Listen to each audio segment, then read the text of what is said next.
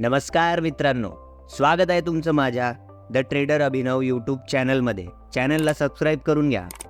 मित्रांनो, आजचं तर बेसिक आहे, पण मी तुम्हाला या चॅनलवर ट्रेडिंगबद्दल असे कॉन्सेप्ट सांगणार आहे जे आजपर्यंत तुम्ही कुठेच बघितले नसणार. तर चॅनलला सबस्क्राईब करायला नक्की विसरू नका. तर जाणून घेऊया ट्रेडिंगचे प्रकार. मित्रांनो, ट्रेडिंगचे मुख्यतः 4 प्रकार पडतात. Number 1 scalping trading, number 2 intraday trading, number 3 swing trading, number 4 positional trading. तर चला आपण या 4ही ट्रेडिंग स्टाईलला जाणून घेऊया. Number 1 scalping trading. यामध्ये आपण काही मिनिट्समध्येच शेअर खरेदी विक्री करून घेतो. म्हणजेच काही मिनिटाच्या कालावधीमध्येच आपला ट्रेड पूर्ण होऊन जातो. स्कॅल्पिंगसाठी जास्त करून लोअर टाईम फ्रेममध्ये ट्रेड करतात. For example 1 minute, 3 minute, 5 minute. Scalping करण्यासाठी फंडामेंटल ॲनालायसिस करायची गरज नाही, पण स्कॅल्पिंग करण्यासाठी आपलं टेक्निकल ॲनालायसिस, रिस्क मॅनेजमेंट, मनी मॅनेजमेंट आणि तसंच ट्रेडिंग सायकोलॉजी या गोष्टी खूप स्ट्रॉंग असणं गरजेचे आहे. अदरवाईज लॉस करण्याची शक्यता जास्त असते. Number 2 intraday trading. जेव्हा आपण शेअर्स विकत घेऊन त्यांना काही तास होल्ड करून त्याच दिवशी विकतो, त्याला इंट्राडे ट्रेडिंग म्हणता येईल. उदाहरणासाठी आपलं इंडियन मार्केट घ्या.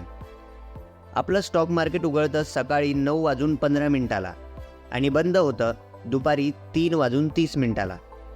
समजा जर मी एखाद्या स्टॉकचे शेअर्स सकाळी 9:30 घेतले आणि नंतर दुपारी ते 2 वाजेला विकले, तर मी इंट्राडे ट्रेडिंग केली असं म्हणता येईल. जास्त करून इंट्राडे ट्रेडिंगसाठी 5 मिनिट, 15 मिनिट, 30 मिनिट, 1 आवर हे टाईम फ्रेम वापरतात. Number 3 swing trading. या ट्रेडिंग स्टाईलमध्ये आपण आपला ट्रेड एका दिवसापेक्षा जास्त आणि काही हप्त्यांसाठी चालू ठेवतो. समजा मी टाटा कंपनीचे शेअर्स आज विकत घेतले आणि ते पुढच्या 2 हप्त्यानंतर विकले, तर त्याला मी स्विंग ट्रेडिंग बोलू शकतो. स्विंग ट्रेडिंग चांगल्या पद्धतीने करण्यासाठी फंडामेंटल नॉलेज आणि टेक्निकल ॲनालायसिस माहीत पाहिजे. स्विंग ट्रेडिंगसाठी जास्त प्रमाणात 4 आवर, डेली, वीकली हे टाईम फ्रेम वापरतात. Number 4 positional trading.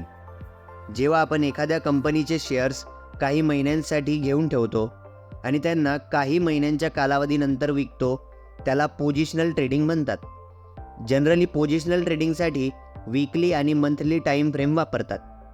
एक गोष्ट लक्षात ठेवा मित्रांनो, जेवढ्या कमी वेळात आपल्याला मार्केटमधून प्रॉफिट काढायचा आहे, तेवढाच जास्त वेळ आपल्याला मार्केटमध्ये ॲक्टिव्ह राहायचं असतं. तुम्हाला स्कॅल्पिंगसाठी मार्केटमध्ये खूप जास्त ॲक्टिव्ह राहावं लागेल. इंट्राडेमध्ये त्यापेक्षा थोडं कमी आणि स्विंग ट्रेडिंगमध्ये मॉडरेट ॲक्टिव्ह राहावं लागेल आणि पोझिशनल ट्रेडिंगमध्ये सर्वात कमी ॲक्टिव्ह राहावं लागेल. म्हणजे महिन्यातून 2-3 वेळा तुम्ही बघितलं तरी चालतं आहे. सर्वात महत्त्वाचं मित्रांनो, तुम्ही कितीही चांगले ट्रेडर असा, पण जर तुमचं रिस्क मॅनेजमेंट खराब असेल तर तुम्ही कधीही प्रॉफिटेबल राहू शकत नाही. म्हणून रिस्क मॅनेजमेंट माहीत असणं सर्वात महत्त्वाची गोष्ट आहे. तर हे होते ट्रेडिंगचे 4 प्रकार. चॅनलला सबस्क्राईब करून घ्या मित्रांनो. पुढे मी तुमच्यासाठी असेच इन्फॉर्मेटिव्ह व्हिडिओ आणत राहील. धन्यवाद.